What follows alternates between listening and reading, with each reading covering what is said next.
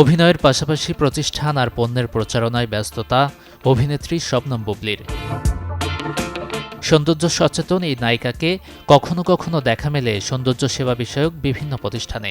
তবে ঢালাওভাবে কোনো পণ্যের প্রচার করেন না তিনি। বললেন, সমাজ ও মানুষের প্রতি এক ধরনের দায়বদ্ধতা রয়েছে তার। যখন আমাকে দেখবে যে আমি কোনো ব্র্যান্ড লঞ্চিং করছি, সেটা ব্র্যান্ড লঞ্চিং হোক বা প্রমোশনাল কোনো অ্যাক্টিভিটিস হোক, অবশ্যই আমার অডিয়েন্সের প্রতি আমার একটা দায়িত্ব থাকে যে তাদের কাছে অথেন্টিক সব কিছু পৌঁছে দেয়া।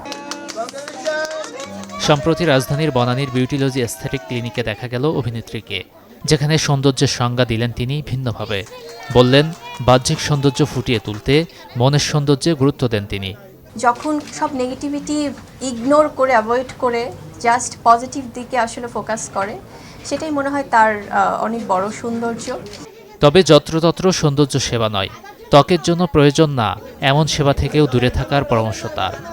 একই রকম পরামর্শ বিউটিলজির রূপ বিশেষজ্ঞের। গণহারে সবার সব সার্ভিস নেবার দরকার নেই, সেটা আপু অ্যাজ এন ওনার আমাকে বলছিল। সবার জন্য এটা, যার যেটা প্রয়োজনীয়, যার যেটা দরকার, সে সেভাবেই সার্ভিস নেবে। অ্যাকচুয়ালি সবাই সুন্দর, বাট অ্যাকচুয়ালি কেউ কিন্তু পারফেক্ট না। সো সবারই একটু ইমপারফেকশন থাকে, ওই ইমপারফেকশনটাকে পারফেকশনে পরিণত করাটাই আসলে অ্যাস্থেটিক ক্লিনিকের দায়িত্ব।